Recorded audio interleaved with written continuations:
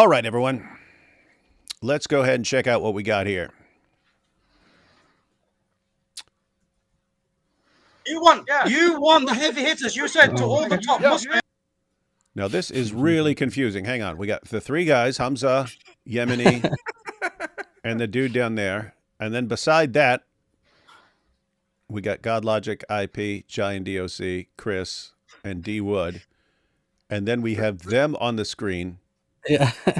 For those who don't know what happened, we were doing a live call-in show on Avery's channel, on GodLogic's channel. These guys decided, well, instead of coming to talk to us directly in the stream, they started streaming us live and were responding to things we were saying. So Avery called them out live and pulled up their stream on our stream, and then their response was, shut down your stream and come talk to us on our stream. Like, smart. Bro, you guys are the ones leeching off of us. If you wanted a conversation, you knew this was planned. You planned to stream around it. What are you doing? And don't forget, we had like 4,000 live viewers. And they had like 400. Yeah. And they were telling us to shut down our stream. They were totally leeching off us there. Yeah. Totally we had 4,000 viewers. They had 4. And which was them. Bring all your fans over to our channel. Nice try, guys. Okay, I'll go ahead and play this this first bit here, and then you guys can explain it, and then we'll watch it again, since this is like a little 20 seconds or something like that. Let's see this first part. You want the heavy hitters. You said to all the top Muslims. You guys are more than welcome to come. Look, you guys are more than welcome. Her whole thing, when she's there, she's not there to be the Arabic expert, right? She's there to trick the people, right? So talk about DOC, everyone. Them, especially these Arab Christians. You never grant them, because when she was saying to you that, oh, isn't that what this means? You have to be more knowledgeable in the Arabic than they are. Good luck. Good luck with that one. Wait, what? Surely that doesn't work eventually. Like, you can only be so knowledgeable. But okay. It's also funny. It's also funny that I mean, you have these guys and they constantly lie and, oh, but in the Arabic, oh, but you don't know the Arabic, and DOC crushes them on the Arabic, and we can't trust her on the Arabic. She's just there to mislead you. So, I mean, it's kind of a hilarious situation that, oh, you guys can't understand Islam. You're not allowed to comment. You're not allowed to say anything. You don't even understand it because you don't know Arabic. Okay, she knows Arabic. Well, she's a liar. Don't trust her. Don't believe her. It's like, what do you guys want? You just want no one to respond to your lies. That's what you really want at the end of the day. And you get enraged when people respond. So there was a guy who called in, a Muslim who called in on Avery's stream. And after the discussion with us, he went over to their stream to complain. And they gave feedback, and Yemeni was criticizing him, saying, don't challenge them on the Arabic unless you know it better than they do. Oh, funny. So he was kind of insinuating that he knows Arabic better than us, and we're not like in this like competition, like who knows Arabic better. But that's what he said. He's saying that unless you know Arabic better than them, then don't do it. So we're saying, okay, let's see what his Arabic is like. Let's see his level, and that's what this video is basically about. So their Arabic guy, he specifically called out DOC, so we let her do this part, and yeah, you guys will see. I recorded my impressions of what he read. Yeah. Okay, so just to be clear, someone jumps over on our live stream, gets schooled on the Arabic, then runs over to their stream, and then gets rebuked. Hey, you shouldn't be tangling with her. You have to be a master of Arabic. You have to be a master of Arabic before you're going to raise any challenges against what she's saying, and therefore he must be the master of Arabic who can refute her. Is that correct? That's what I understood. Yeah. By the way, you don't need to be a master. You just need to be able to read. But very difficult for these Muslims. Which is very difficult because they live in the West. They're probably second or third generation. They probably know the alphabet, and that's it. Like maybe went once a week to some school. So this, for any Arabs listening, will be like, this is ridiculous. It's like asking you guys to be masters in English before you read a book. It's like, you just know it. It's just a language. I love that. I love that retreat, by the way. I've always loved that. Like ever since I started learning about Islam, it's the religion for all people. It's so easy to understand. Okay, I'm reading it. It's not making sense. Well, you need to know Arabic, and so you just need to trust us. Like, wait a minute. I keep catching you guys lying about everything you say, and then you're telling me to trust you. on these big issues that involve my salvation. How about no? Because how about no? Yeah, Jordan Peterson. Yeah. So he is able to get away with his like facade and his pretend to be an expert in Arabic on his panels, because no one on his panels knows Arabic, so they don't know how to examine or evaluate his Arabic. And we didn't really know about him. I think I saw one video of him in the past where he was threatening people at Speaker's Corner. Then I saw one discussion at Speaker's Corner. And that's all I really know about him. Didn't he threaten Chris? Well, he didn't threaten Chris, but he threatened basically anyone at Speaker's Corner. Oh, anyone. Okay. Yeah, basically anyone who insults Muhammad. And by the way, he's like 5 feet tall. He's small. Wait, who, Yemeni? The guy in the middle there. He was threatening people, physically threatening them. Yeah, he said. Wait, for anyone who insults what, Muhammad? Yeah, Chris, why don't you tell? Because Chris was there. Yeah, so I was a part of his live stream in the backstage to be a moderator, and then I wasn't even a moderator in the end. I was just in the backstage. Supposedly, they wanted me to police the comments, and they got upset with me because there were too many people saying naughty things about Muhammad. This was apparently my fault, and he responds addressing the audience during the debate. He just stops and he says, "Look, you guys are saying all these things about Muhammad. If you do this, I am actually." Let me phrase it how he said it. He said like, I am not a Christian. I'm a Muslim. I'm not afraid to make a threat against your life. In fact, I am doing this like I'm not being hypothetical or metaphorical. This is a real threat against your. If you do this, he then made another stream after this where he doubled down and said, "Yes, I stand by my words. I completely don't take away anything." He did like a proper like little Andrew Tate moment. But I made a video on this and then I flagged it to YouTube saying, look, this is obviously like incitement to violence. And nothing happened. The videos are still there as far as I remember. No, I mean, Ali Dawah's video where he says as soon as he gets the power, he's going to execute all the ex-Muslims. I mean, well, he's not going to be doing it, but it's going to be ordered and he's going to be watching and eating popcorn and stuff. All that stuff's fine with YouTube. Whereas if anyone said that in reverse, oh, once we get political power, we're going to kill you guys, then it would be, you'd instantly be banned. But, some groups are more equal than others as the... Just to add as well, before this even happened in the backstage, I was talking to Yemenite and I mentioned Giant DOC. I can't remember what the context was, but I brought you guys up and I was like, look, I think the Arabic means this. I have it on good authority, it does. And then I quoted you guys. And at first he was like, yeah, but they don't even know Arabic. And I went, yes, they do. They do know Arabic. And then his immediate response, without even thinking about it, was, but they don't know Arabic well enough. So even though he didn't know who you guys were at the time and just assumed you didn't know Arabic, when I explained that you did, his immediate response is, well, they must not know it well enough. And at the time, I was thinking maybe it'd be good for me to actually learn a little bit of Arabic, like in my own time. And after that conversation, I thought if I actually continue doing that, that would be the exact response he would have for me, and every other Muslim would just say the same thing. Mm-hmm. And I'm like, it is. So yeah, however much you learn, however much Arabic you learn, you're not a master of classical. You don't know it. You don't know Arabic as well as this guy. Yeah. True Scotsman fallacy. Yeah, it's a situation where it's the religion for all people, but it can only be understood in one language, and you'll never know that language well enough, and therefore you just need to mindlessly accept what the biggest bunch of liars on the planet tells you to believe. Mm-hmm. Yeah. How about no again? Oh yeah. One more thing. So just to be clear, Chris, you were talking about Yemeni here. This guy. Yemeni, yeah. And so Yemeni.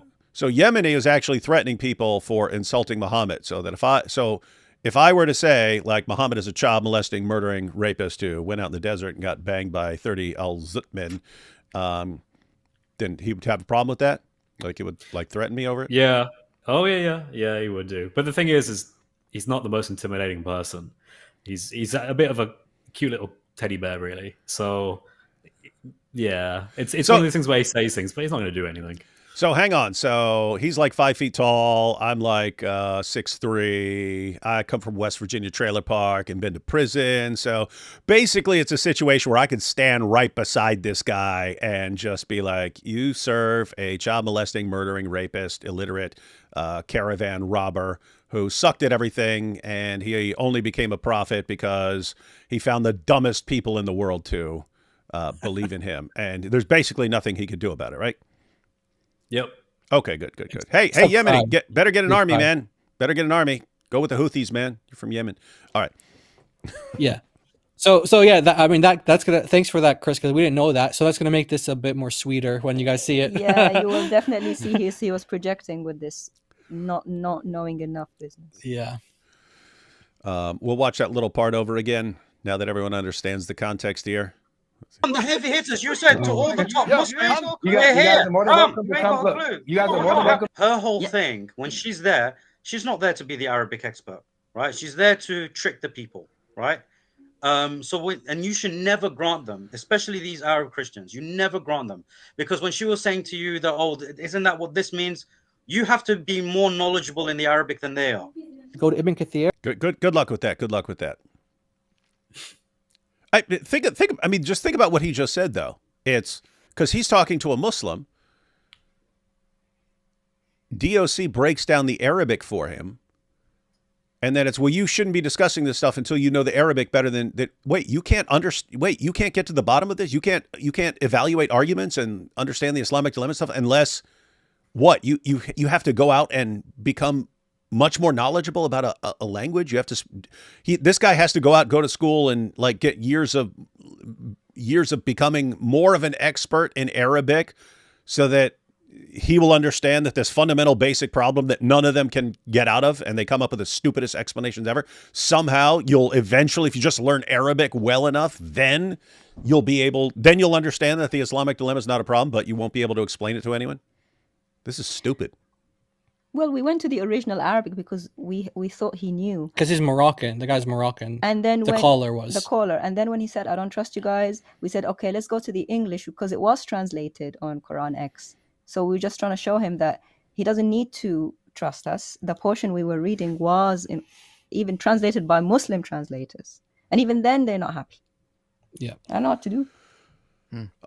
Got a comment here. Please review Shabir Ali's response to Islamic Dilemma on the channel Samuel Green. Yeah, I saw something pop up. I think it was like 4 or 5 people who are going to be discussing the Islamic Dilemma. Anyone check that out? I know about it, but I haven't watched it yet. It's on my list. I saw it advertised, but I haven't seen it. One second. Let me see. Let me see what this is, because if it looked like a panel with a bunch of different people on it, and so we might actually get a number of different responses. I think Shabir Ali was there. There was that South African Muslim as well. What's his name? Something Yusuf Ismail or something like that. Yeah. Yusuf I forget who he is, but I remember the name. Yeah. I remember he's just a really nasty.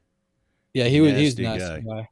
Yeah. Like evil, like really evil. Okay, so the topic on Samuel Green's channel is, does the Quran really confirm the Bible? And he's got Yusuf Ismail, Shabir Ali, himself, a couple others. So, yep, we might want to check that out. It's 2 hours and 40 minutes. I'm just scrolling through to see what's going on. So someone's giving a presentation. All right, looks like they're giving presentations and discussing them. Okay, that might be worth checking out. Might be interesting stuff. All right, back to this video here. Tafsir Ibn Kathir for chapter 3, verse 78. Okay? 3, verse 78. We'll just scroll up to show that it's Ibn Kathir. You see that here? Tafsir Ibn Kathir. See? All okay. Right. Now, you said you trust Ibn Abbas. Great. Good. Let's see what Ibn Abbas said. You should know Laysa. You're Moroccan, but you should know Laysa.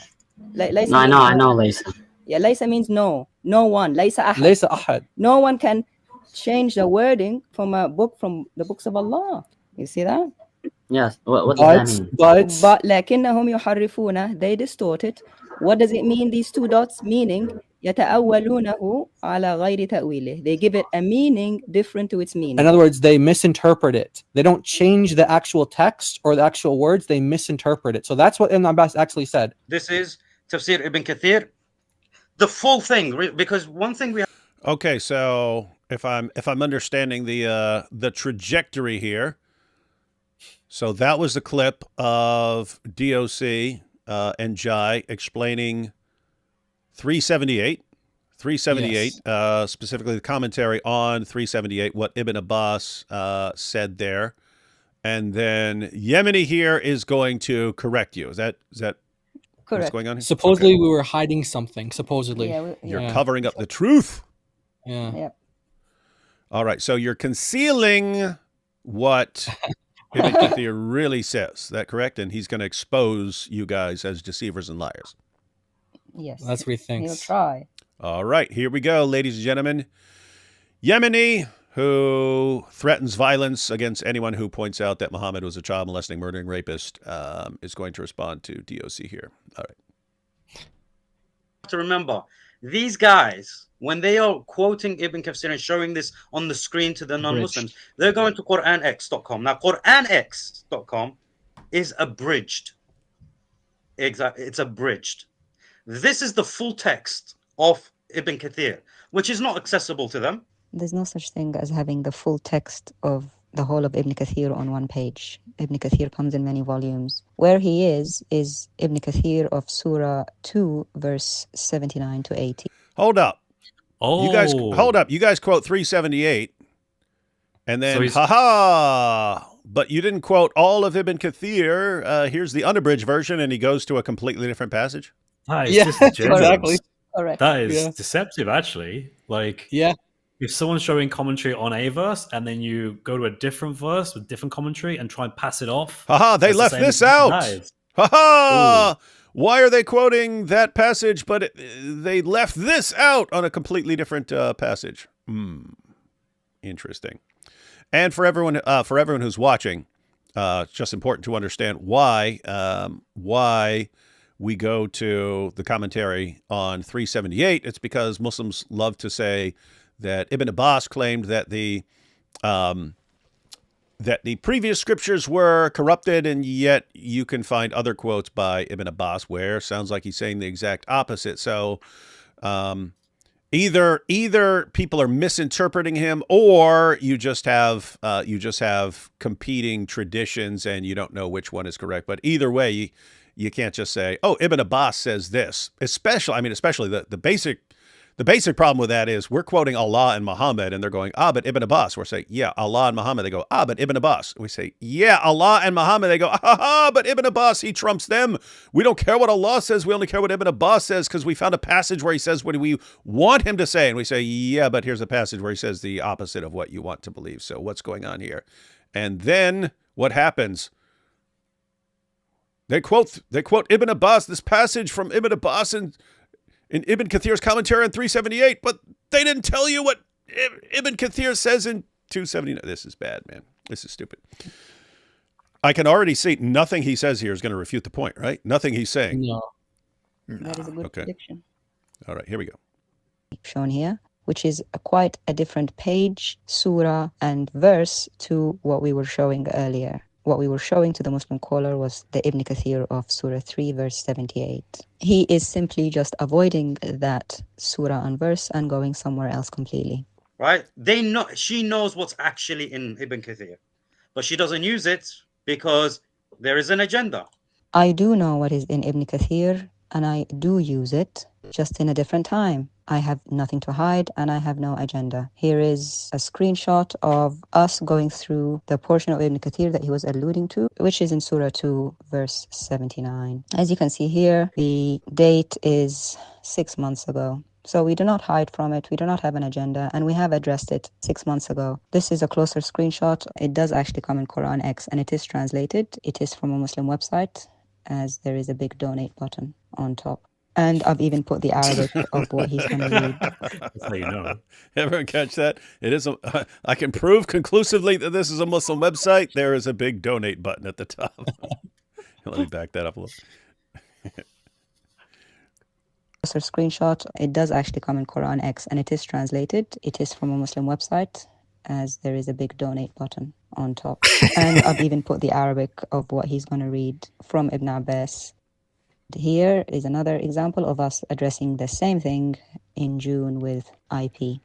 Now, this is about chapter 2, verse 79. Hang on, that was all very important. So for everyone who's watching, and I understand it can be, we're shouting out numbers and stuff like this, references and stuff. And this, if this is new, you may not be following us talking about 378 and 279 stuff like that. Just to recap, and then add that part in. When we quote Allah and Muhammad, they'll go, but Ibn Abbas, as if Ibn Abbas, who's a guy, trumps what Allah and Muhammad say as far as Islam is concerned. But they'll go to anyone who's saying what they want him to say. And so they go to Ibn Abbas because they can't go to Allah and Muhammad, because Allah and Muhammad never, ever, ever say what they want them to say. So they go to Ibn Abbas. We point out, hey, if you're going to Ibn Abbas, guess what Ibn Abbas says in the commentary of Ibn Kathir on Surah 3, verse 78. And what did this guy Yemeni just do? He goes, oh, haha, she's leaving out what Ibn Kathir says. I'll show you what Ibn Kathir really says. And then goes to 279 and then says, haha, why are they hiding this? Why are they running from this? Why won't they face this? This is the proof.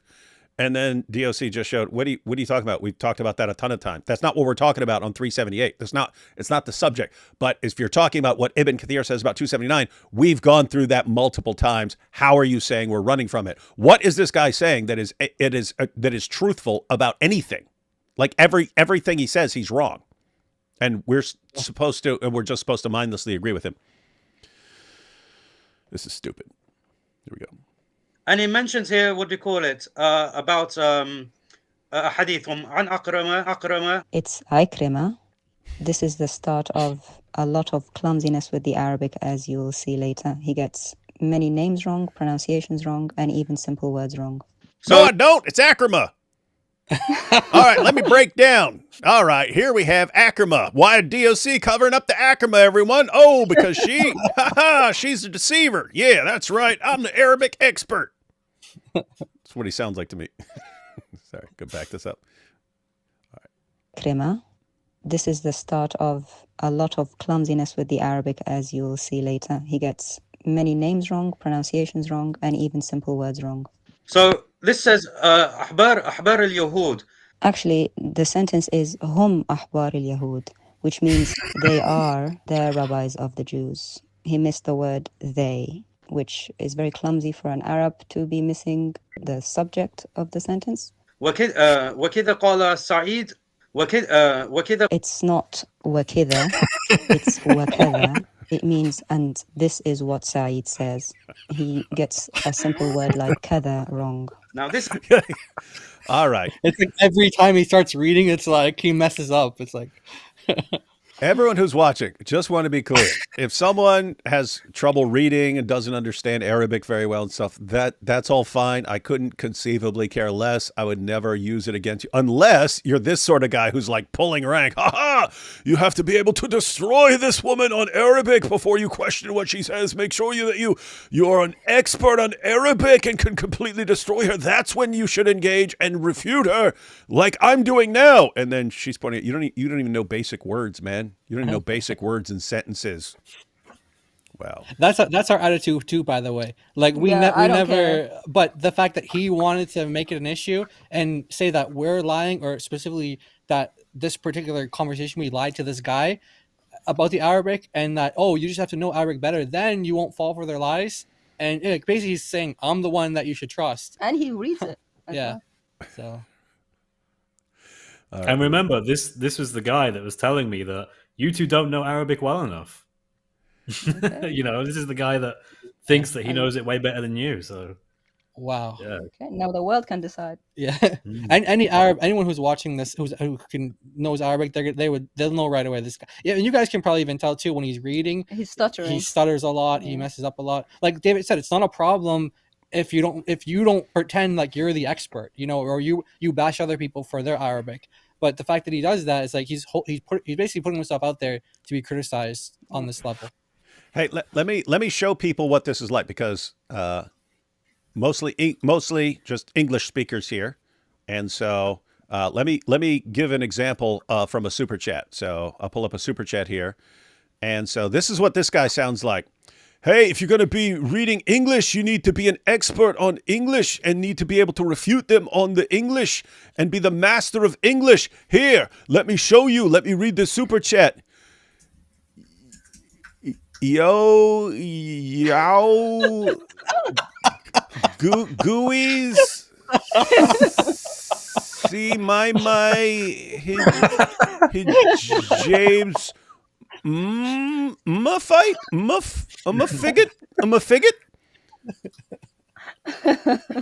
Figget. That's literally what it sounds like to me. At the end, admitted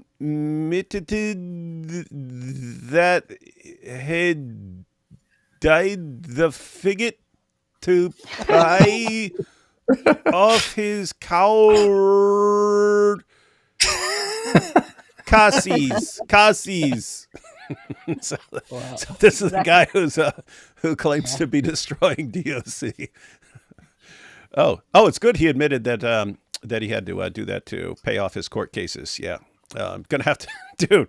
I seriously doubt he made £600,000 from that fight. So, yeah, might need another 100 or 200 fights there to cover that stuff. All right, here we go. Back to the video. What Ibn Abbas says. نزلت في المشركين وأهل الكتاب.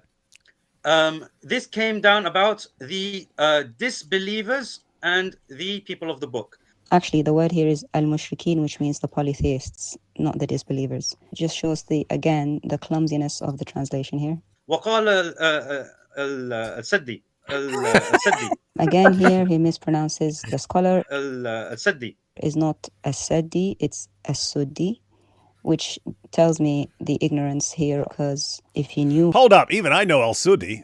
Yeah. I was just thinking. I wouldn't have said as-Saddi. Yeah, that's what I was saying to Daughter of Christ. I was like, he doesn't know like, even if he doesn't know how to read the name, he must have heard the name before, like someone lectures or something like that. That means he wasn't listening to khutbahs, sermons. I was like so surprised he just messed up on basic names. Like, it's crazy.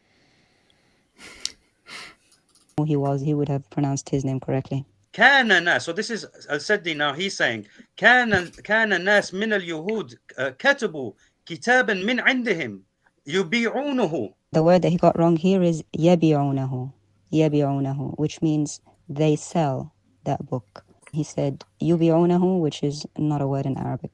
يبيعونه من العرب. ويحدثونهم إنه من عند الله. Okay. The accurate Arabic here is ويحدثونهم أنه من عند الله. يحدثونهم إنه من عند الله. The sentence means, and they tell them that it is from Allah. He put a word meaning about in the middle of that for no reason. This is a weird situation, because a lot of you who are watching are going to feel bad for the guy and be like, why is she picking on him? Why is she bullying this barely literate dude who can barely read words off a page and is fumbling over every single letter? He brought it on himself, guys. He brought it on himself. You have to be the expert in Arabic like me. Here, let me read words for you. Wow. He's saying there were people from the Jews who wrote a book from themselves, and they sold it to the Arabs, and they said that it is from Allah. That is correct. We have no issue with that. It just means that some people wrote a book from themselves, which anyone can do at any time in history. فأخذوه به. So فأخذوه به. It's not فأخذوه به, it's فيأخذوا به, which means so they take with it. He stops in the middle of the sentence. What he should have said is فيأخذوا به ثمنا قليلا, which means so they take with it a small price. So if this is the resident Arab speaker, this is very poor. He cuts sentences in the middle. He mispronounces his words. He inserts words from himself, and he mispronounces scholar names that are quite well known. Wait, Jai, welcome to Dawah. Have you made this like into its own video? Is this like on your channel? No. We just did it for this. Totally for should. this. Yeah, we just did it for you. No, guys. you should totally. You should and then you should do is like at this point in the video, you need to cut in that Simpson meme of the kid going, "Stop! He's already dead." Oh boy. أخبرني عبد الله بن عباس ابن عبد الله عن ابن عباس. As you can see here, he's frustrated because he can't read it properly. It's actually very simple.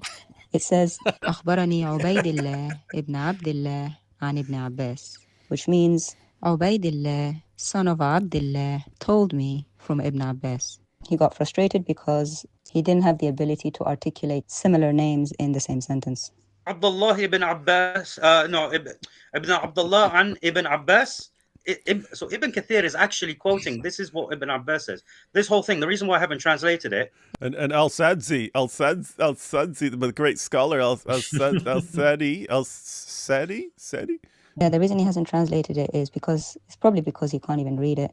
But it's basically saying that another book has been written by people that sell that book for a small price, which we've talked about many times before. He completely ignored Surah 3, verse 78, which we were at because it exposed him, and went somewhere else where some people just wrote a random book. I mean, seriously, I'm like wondering, like, is this what he did, or did he like go on to explain 378? No, he didn't. didn't. What Ibn Kathir, Yeah. I mean, what Ibn Kathir quoted Ibn Abbas as saying in 378. He just went to this was his. Yeah, this was his response to 378. Yeah, that was it. There was nothing else. And mind you, this was like a 4-hour live stream. He had plenty of time to talk about it, and this is what he did. This is what he did. Well, this is. Because then they go on after this to talk about 1094, another one after. Yeah. Yeah, that's what's crazy. I mean, this is like just flat out deceptive because it seems like Dawah is always for people who are too dumb to follow an argument, or who aren't really paying attention, or who are just paying attention to how confident someone sounds. He's not answering anything you said. He's not even close to being in the ballpark of answering anything you said. But he acts like, look, I'll show you guys how to do it. I'll show you how to refute her. This is what you need to do. Yeah, call in and do that, buddy. Or any of you Yemeni fans who are like, yeah, now I got the real goods. Now I can go and school them. Oh, that would be embarrassing. You know, to be fair to Yemeni, though, maybe he spent all of his time practicing the Arabic in the verse 279. And then, he couldn't really do 378. That was a bit too challenging. Yeah. So he just stuck with that one. Yeah. And maybe, going with that reasoning, maybe he's like, I'll start with 279 and then go on to 378. But he got like too intellectually drained, like mentally worn out from going through part of Ibn Kathir's commentary in 279. And I can't go on. My brain is dead. He was so proud. He was so proud of himself after that, like he did something. He was like, "Come, Christians!" He called himself one of the. You remember at the beginning he was like, he's a top. He's like, you guys want the top Muslims? We're the top. He's saying he's the top Muslim, and he's like their top debater. If he's the top, I feel sorry about him. Hey, dude, you should call in when we're live on Giant DOC. We have a live call-in show over on Giant DOC's channel. Yeah, Saturdays. welcome. Is he welcome to call in and humiliate DOC? Yeah. In fact, Hamza told him to come to us, and he said no, he wouldn't. I wonder why.